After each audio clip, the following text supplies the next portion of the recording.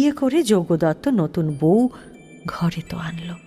সুরমা নিজের যত গয়না ছিল সমস্ত বউটিকে পরিয়ে দিল। ধীরে ধীরে নতুন বউ সুরমার সমস্ত কাজগুলো নিজের হাতে তুলে নিল। বউ যখন হাসি মুখে সব কাজ করত, সুরমা পাশে এসে বসে থাকত। সোনার প্রতিমা সুরমার এখন আর আগের সে রঙও নেই, সে লাবণ্যও নেই। ঠাকুরজি, তুমি দিন দিন এমন কেন হয়ে যাচ্ছ?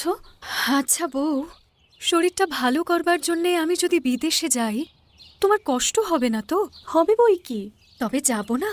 না ঠাকুরজি, যেও না। একদিন সুরমা যজ্ঞদত্তের খাবার সাজাচ্ছিল।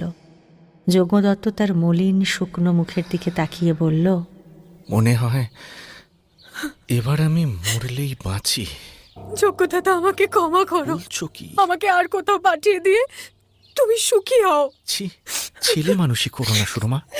বউ, দাদা কি তোমাকে কখনো কিছু বলেছেন? কি আবার বলবেন?